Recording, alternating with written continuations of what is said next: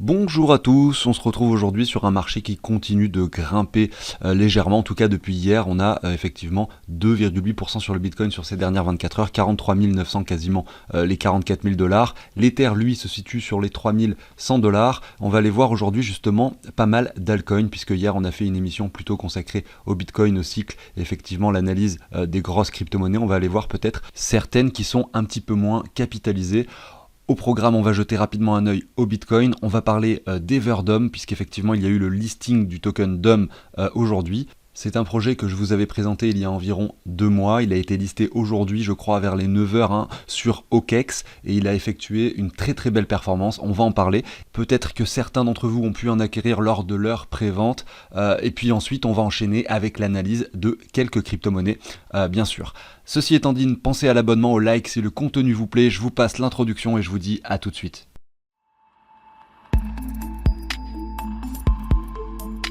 Notre cher Bitcoin, le leader du marché, vaut 44 000 $ environ. Il a touché sur cette mèche les 33 000 et depuis, il établit une performance, regardez, d'environ 28%. Donc une hausse significative qu'il ne faut pas négliger, qui peut, pourquoi pas, annoncer une future phase haussière sur le marché des crypto-monnaies de façon générale. Et sur le Bitcoin, plus précisément, pourquoi pas venir rechercher des niveaux de prix assez importants entre les 55 et ici les 70 000 $ dans les mois qui viennent. Voilà, c'est, on va dire, ce sur quoi on pourrait spéculer, à savoir que là rien n'est encore gagné, c'est pas parce que nous avons eu ces 3 bougies vertes que l'on va instantanément rejoindre cette zone. C'est bien sûr possible, mais généralement le marché aime bien dessiner des vagues, c'est-à-dire que voilà, pourquoi pas faire le zigzag entre les 40 ici et les 35 000 $, venir rechercher cette trendline et monter par la suite. Il ne faudra pas paniquer si ça arrive et c'est quelque chose de tout à fait plausible, on va dire. Si on zoome un petit peu sur le graphique pour voir ce qu'il se passe, on constate qu'on avait en daily cette trendline qui matérialisait bien cette baisse que l'on a vécue sur le Bitcoin ici entre le mois de novembre et le mois de janvier. Donc voilà, très récemment ici, nous avions touché le bottom le 22 janvier 2021. Depuis, nous avons repris de la valeur, cassé cette ligne, enfin dessiné quelque chose d'intéressant. Cependant, cette poussée est quand même assez précoce. Vous voyez, on a chuté il n'y a pas très longtemps, on est en train de monter assez rapidement. Peut-être que si le marché hésitait plus longtemps, on aurait quelque chose de beaucoup plus pertinent pour la suite. C'est-à-dire que quand un marché monte trop fort, trop vite, derrière, eh bien ça implose et ça retrace assez puissamment. Si derrière, on a quelque chose qui latéralise et qui se construit de façon sur la durée, eh bien on a quelque chose finalement de plus pertinent pour la suite. Ici, ce qui est intéressant de voir sur du plus long terme, là ce que je suis en train d'expliquer, on pourrait le transposer sur du weekly. On observe qu'effectivement depuis ici le 12 avril 2021, on a tout de même un Bitcoin qui latéralise. Ça veut dire que là effectivement on avait pris énormément en valeur en ce début d'année 2021 avec 1000% environ sur le Bitcoin. Derrière, un retracement de 50% s'opère. Donc cette fois-ci, voilà, on va dire que c'est une sorte de bulle. On peut considérer ça comme une bulle. Après, moi je définis le mot bulle comme finalement un actif qui est vraiment surévalué par rapport à sa valeur, qu'il y a eu vraiment un engouement trop important et que ça doit se rééquilibrer. Les choses se sont rééquilibrées assez rapidement puisqu'on a perdu directement ici 50% de la valeur du Bitcoin en l'espace de quelques semaines, bien sûr. Et ensuite, voilà, on monte à nouveau vers ce point haut, on retrace à nouveau, on est réellement sur une sorte de stagnation, de latéralisation du marché ici sur le Bitcoin. Si on compare ça avec le supply par whale, ça veut dire que regardez, vous avez ici en gris le cours du Bitcoin, c'est exactement le range que l'on vient de voir ici en gris. À cet endroit-là, vous avez les 67 000, là ici en août 2021, le bottom au niveau des 30 000 $, le sommet en 67 000 ici, voilà. Eh bien, on observe que les whales accumulent du Bitcoin. Donc pendant toute cette période, on reste sur une période d'accumulation où effectivement, à chaque fois que nous sommes sur des points bas, notamment l'été dernier, lorsque le Bitcoin était aux alentours des 30 000 $, eh bien, il y avait cette accumulation qui s'opérait sur les whales. Donc les whales, ce sont les baleines, ce sont les gros portefeuilles, ceux qui ont énormément d'argent et qui décident d'accumuler, de garder du Bitcoin. Et le fait que ces personnes-là, avec énormément d'argent, que ce soit des institutions, des grosses entreprises, peu importe qui c'est, accumulent finalement du Bitcoin, est plutôt un signal bullish pour tout vous dire, puisque à chaque fois, eh bien, ces personnes-là accumulent du Bitcoin sur des prix très intéressants et on voit finalement qu'ils revendent un petit peu lors des sommets, notamment ici bien avant les sommets. Ce sont des personnes qui font ça, on va dire, plus intelligemment que la masse, puisque il y a quand même énormément d'argent en jeu et qu'ils ont des personnes qui sont réellement spécialistes dans le domaine de l'investissement et du trading et qui vont réagir de la bonne façon sur le marché. Et là, c'est le cas. On voit que le supply par whale, donc là, c'est entre 100 et 10 000 bitcoins, diminuait lorsque nous étions sur l'ATH du bitcoin pour à nouveau réaugmenter lorsque le bitcoin avait touché à nouveau les 40 000 $. Et depuis les 40 000 $, donc le bitcoin est descendu jusqu'aux 33 000, eh bien ces portefeuilles-là n'ont fait qu'accumuler du bitcoin. Et ça, de façon impressionnante même, je dirais, puisque la divergence n'a jamais été aussi importante ici entre un cours qui baisse et une accumulation importante ici par rapport au whale. Alors c'est un indicateur comme un autre, il ne faut pas se fier uniquement qu'à ça, évidemment, il faut essayer de regarder le plus d'éléments possibles qui peuvent essayer de nous faire prendre des décisions sur le marché au niveau de nos reventes, de nos achats, etc. Malgré tout, c'est selon moi un des indicateurs les plus pertinents, puisque lorsqu'on a des personnes très influentes au niveau de leur portefeuille qui accumulent, on peut estimer qu'ils prennent probablement les bonnes décisions. Je vais m'arrêter là sur le Bitcoin. Ceux qui veulent une analyse un petit peu plus poussée, vous avez l'émission d'hier, n'hésitez pas à y jeter un œil. Ceci étant dit, on va parler désormais de Everdome. Donc effectivement, c'est un projet qui concerne le métaverse. Donc vous allez me dire oui, maintenant tout le monde fait des projets sur le métaverse. C'est vrai, sauf que là, effectivement, c'était lié complètement à Tencent et à MetaHero. Des projets également que je vous avais présentés pour le premier, donc Tencent au mois de mars environ 2021, si je ne dis pas de bêtises, et MetaHero au mois d'août.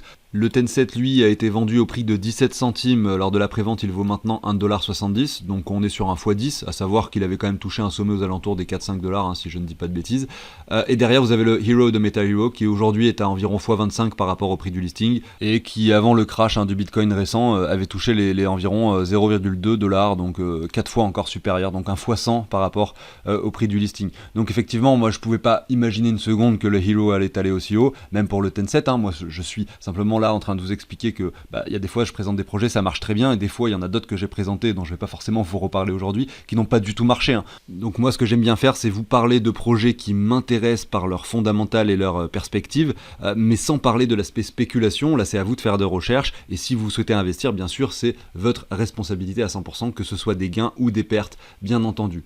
Là maintenant on est sur Everdome, effectivement il a été listé aujourd'hui à 9h, mais on va reparler de ça juste après. Ce qui était un peu étrange avec ce projet, c'est qu'il n'y avait pas de white paper disponible avant finalement la prévente, donc c'était plutôt quelque chose sur lequel on allait investir sans forcément savoir quel était le projet. Effectivement, ils ont un light paper qui existe désormais, je l'avais détaillé il y a quelques temps sur une émission, mais je vais quand même vous expliquer rapidement de quoi il s'agit. Il faut comprendre déjà que MetaHero et Everdome sont complètement liés.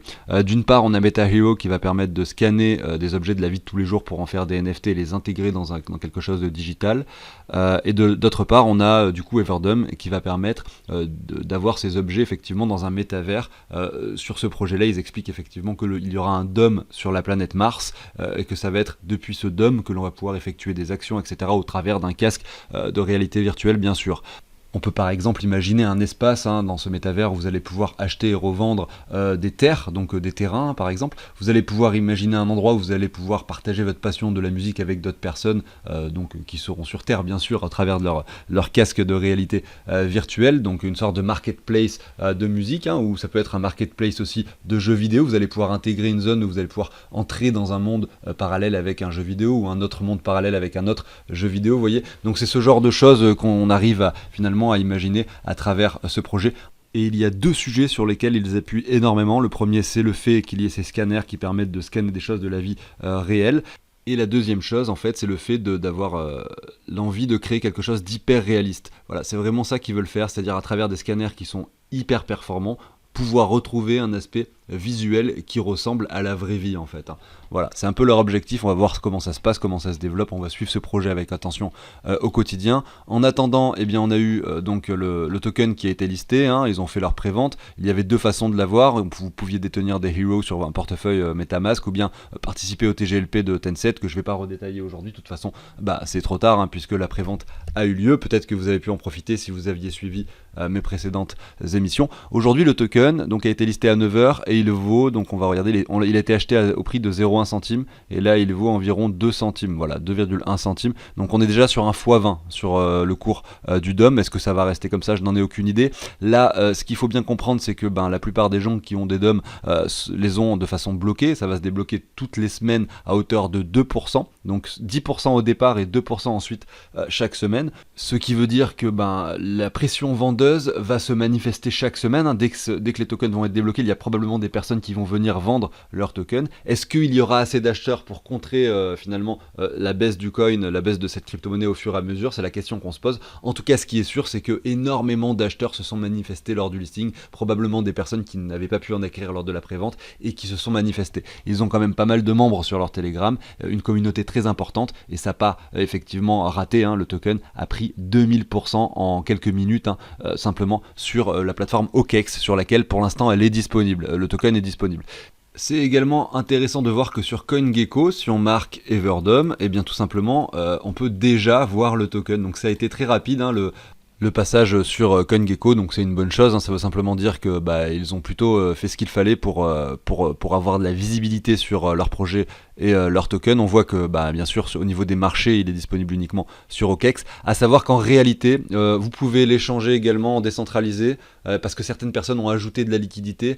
Si vous voulez échanger par exemple $500 sur PancakeSwap, vous allez pouvoir le faire. Le price impact, ça va être de 1%, ça veut dire que vous allez faire bouger le prix de 1% simplement parce qu'il n'y a pas encore beaucoup de liquidité. C'est pas encore officiellement lancé sur PancakeSwap, mais il y a des personnes qui ont ajouté de la liquidité et vous pouvez donc le trader dessus. Voilà, donc bien sûr vous allez avoir probablement l'adresse de la Binance Smart Chain du token, etc. Là, effectivement, ça date uniquement de ce matin, on n'a pas encore beaucoup de données dessus, mais ça va venir. Donc pour les personnes qui ont participé à cette prévente, effectivement, vous l'avez probablement fait à travers Everdom, puisque c'était l'endroit où il fallait le faire, où vous alliez envoyer des BNB pour obtenir vos tokens DOM, hein. Ça c'était il y a quelques jours, je crois, en fin janvier. Avant ça, il fallait détenir des tokens sur MetaMask, des Hero par exemple, à une certaine quantité, pendant une certaine période, j'avais déjà expliqué tout ça. Bref, si vous l'avez fait, eh bien c'est ici que vous allez réclamer vos tokens par chaque semaine en fait, hein, les 2% chaque semaine. Vous allez aller ici dans Vesting, par exemple, si vous étiez un détenteur de Hero, ici vous allez connecter votre MetaMask, vous allez déjà pouvoir claim vos 10% actuels, et derrière chaque semaine vous allez récupérer vos 2%. Bien sûr, si vous partez en vacances pendant un mois, d'un coup vous allez pouvoir prendre 8%. Ce que je veux dire, c'est que vous n'êtes pas obligé de prendre vos 2% chaque semaine. Si vous attendez un mois, 2 mois, eh bien vous allez simplement pouvoir récupérer plus de DOM en une fois, en une seule transaction. Voilà, donc c'est comme ça sur la plupart des plateformes décentralisées, c'est comme ça que finalement ça fonctionne. J'en ai fini avec le DOM, on suivra ça avec attention à l'avenir, hein, son prix, qu'est-ce qu'il va se passer. Lorsqu'il y aura un graphique, on pourra également l'analyser, c'est pas encore le cas puisqu'il a été listé il y a que quelques heures, mais on va enchaîner maintenant sur quelques crypto-monnaies, voir le marché, voir ce qu'il se passe sur les altcoins. Avant de commencer, je vous montre un outil que je vous partage sur la chaîne, hein. Donc c'est un outil qui permet de récupérer tout simplement tout son portefeuille, de tout mettre sur un seul tableau et de savoir où on en est. En plus, cet outil permet de récupérer le prix des crypto-monnaies en temps réel. Ici, vous allez rentrer sur cet onglet, hein, ici il y a plusieurs parties, ici, vous allez rentrer toutes vos crypto-monnaies. Par exemple, ici je vais remettre l'Ether, hein, pour vous montrer, je vais en mettre une un peu moins capitalisée, par exemple le Hero, hein, admettons. Voilà, bien automatiquement vous avez le prix de l'Ether qui se récupère en dollars, en euros, également pour le Hero, en dollars, en euros, ici, avec les valeurs en Satoshi, en Ether, mais peu importe. Et vous allez pouvoir indiquer, une fois que vous avez rentré toutes vos crypto-monnaies, vous voyez, l'Ether et le Hero se sont ajoutés également ici, les quantités que vous possédez sur Binance, sur la deuxième plateforme que vous pouvez renommer Crypto.com, sur la troisième que vous pouvez renommer Ledger, etc., etc. Vous allez aller vous connecter à chacune de vos plateformes, entrer tout ce que vous possédez comme crypto-monnaie, et derrière, eh bien, ça va vous donner les informations suivantes. Combien vous en avez en pourcentage pour chacune d'entre elles, combien ça représente en euros, en dollars, quelle est la valeur totale de votre portefeuille actuel, ici, ça sera écrit exactement plutôt ici, ça c'est par rapport à ce que vous avez investi, ça vous calcule les gains ou les pertes que vous avez actuellement. Donc si vous avez plein de plateformes différentes de crypto-monnaies, plein de crypto-monnaies différentes, par exemple 50, 60, 70 crypto-monnaies différentes, et bien ça va vous permettre d'avoir tout réuni sur un seul et même tableau, sur un seul et même outil. Voilà, et derrière vous avez un autre onglet, vous allez pouvoir mettre toutes les transactions que vous faites par rapport à l'euro. Et dès que vous allez faire des ventes, donc par exemple vous allez revendre des cryptos pour des euros, bien vous allez indiquer la valeur de votre portefeuille au moment de la revente. Donc c'est le montant qui va être écrit ici, hein, la valeur du portefeuille au moment de la revente, à savoir que là, admettons que cette vente elle est effectuée il y a quelques jours, effectivement le portefeuille valait moins. Admettons que vous ayez investi 10 000 euros à la base et que vous sortez 1000 euros lorsque votre portefeuille vaut 21 000. Forcément, vous allez avoir un peu plus que 500 euros qui seront considérés comme plus-value, puisque votre portefeuille a un petit peu plus que doublé. Voilà, c'est comme ça que ça marche, ça vous fait une aide en fait, tout simplement pour vos déclarations d'impôts, et vous êtes clair au moins sur ce que vous faites ici au quotidien. Si vous souhaitez obtenir cet outil, vous allez dans la description de la vidéo du jour, là en cliquant sur le plus ou sur le titre sur téléphone, et vous allez tomber sur le site de CryptOrganize pour effectuer une donation pour obtenir votre tableau. Voilà, allez, je vais continuer du coup avec la suite, on va aller voir quelques crypto-monnaies. On va commencer par le DOT de Polkadot. Son ATH, son sommet se situait ici aux 55 $, donc en novembre 2021. Depuis, il a quand même perdu beaucoup de valeur puisqu'il a touché les 16 $ ici le 24 janvier, il y a quelques jours. Donc il suit plus ou moins en fait le graphique du Bitcoin ici. On avait fait un premier sommet à cet endroit-là, un deuxième au même moment que le Bitcoin. Donc on est sur quelque chose de vraiment similaire. On peut se positionner ces deux trendlines et on voit qu'on est réellement sur la partie basse de ce canal haussier. Si on enlève finalement les bougies et qu'on met une droite, on observe qu'effectivement on est assez précis sur les points de touche. Quels sont les targets que l'on peut imaginer pour cet actif, sachant qu'aujourd'hui nous sommes sur les 21,52 $. Eh bien si on a effectivement cette reprise qui s'opère sur le marché des cryptos et donc le Bitcoin, puisqu'on le sait c'est le leader, eh bien je serais vraiment pas étonné de voir un DOT qui retourne dans un premier temps sur les 40 à 45 $. Et pourquoi pas revenir chercher cette ligne haute ici aux alentours des 60 $ sur un nouveau sommet, pourquoi pas pour Polkadot. Je vais pas m'attarder plus longtemps sur ce graphique qui finalement semble assez similaire à celui du Bitcoin. On enchaîne avec le token Gala. Gala Games, effectivement, ces derniers jours, on a vu une très belle performance se dessiner, sans parler effectivement du mois de novembre 2021 où le token avait pris ici par rapport au Bitcoin. Je suis sur le graphique du Gala par rapport au Bitcoin, 1000% en l'espace de quelques semaines. Derrière, il y a eu ce retracement qui s'est opéré. Je pense que voilà, bon, déjà c'est une plateforme que j'avais présentée il y a bien longtemps au travers du jeu Tonstar. Moi, c'était principalement le jeu Tonstar qui m'intéressait, sur lequel je jouais. Je m'étais pas forcément penché à l'époque sur l'écosystème de Gala Games, qui est un écosystème hyper intéressant puisqu'il est complètement décentralisé, à l'inverse d'autres protocoles que l'on connaît malheureusement, que l'on croit décentralisés et qui ne le sont pas vraiment. Là, c'est quelque chose qui est réellement à 100% puisqu'ils opèrent des nœuds du réseau pour faire tourner les jeux vidéo en question. Si on reprend toute cette hausse ici, on voit qu'on est revenu dans la zone de rechargement et qu'on a dessiné une jolie baisse sur cet actif entre le mois de novembre ici et le mois de janvier 2022, donc c'est assez intéressant à constater.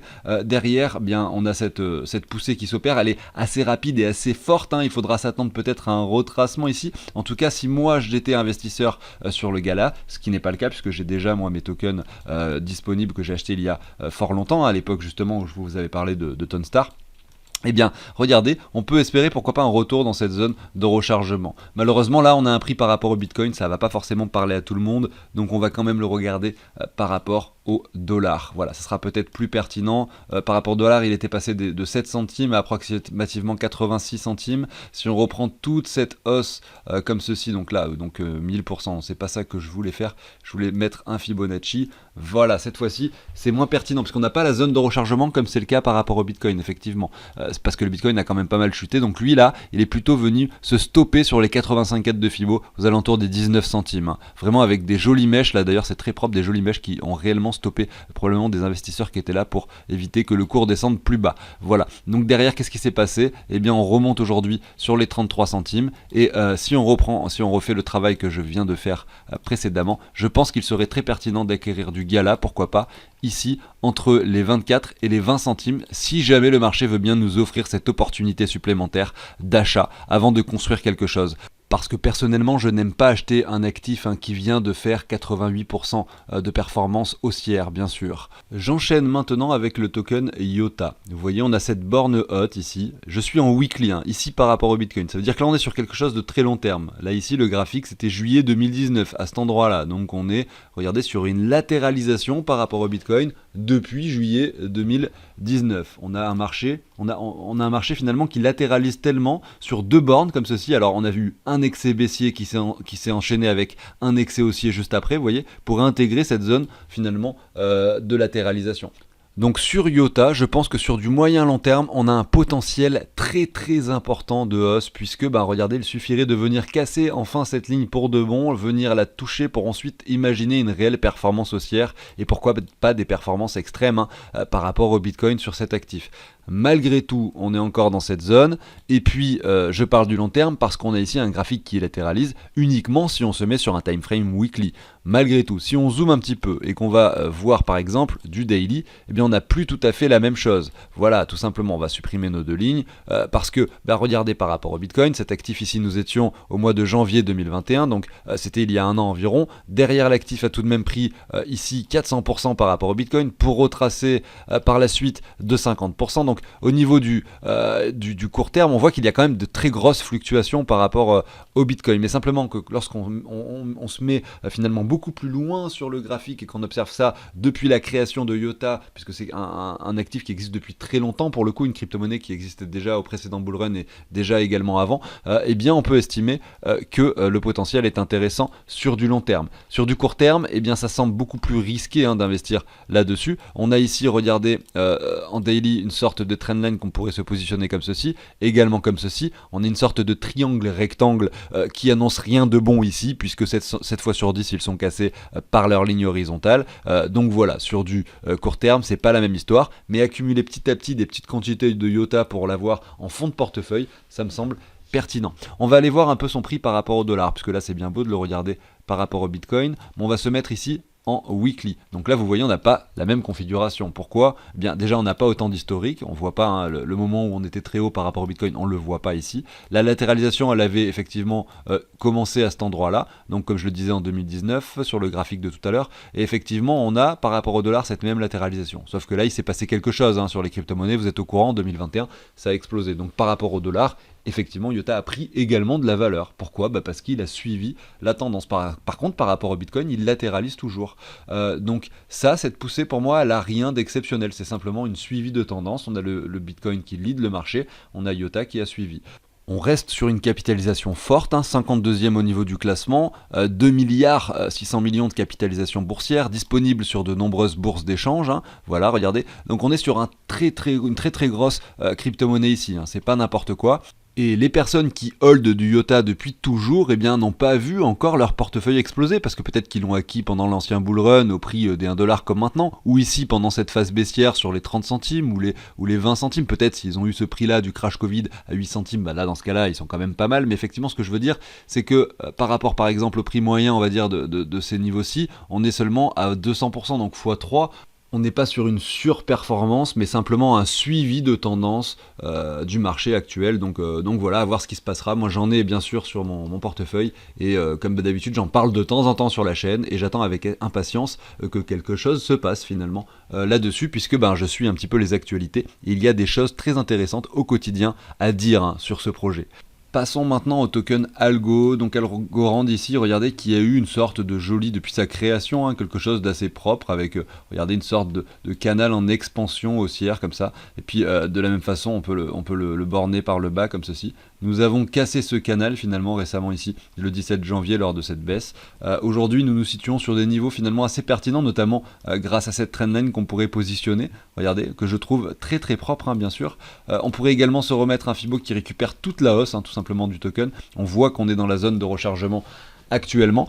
Donc au niveau du prix, je pense que c'est plutôt pas mal pour cet actif actuellement, sachant qu'on a touché les 2,79$. Si on le regarde, on va regarder un petit peu cet actif par rapport au Bitcoin, on voit qu'on est sur une période plutôt de latéralisation depuis finalement quasiment sa création en 2019. On est ici sur une très grosse capitalisation puisqu'elle représente 6,6 milliards de dollars avec 10 milliards de tokens finalement au niveau de l'offre maximale et seulement actuellement 6 milliards 500 millions donc en circulation. Il y a donc une inflation restante à venir.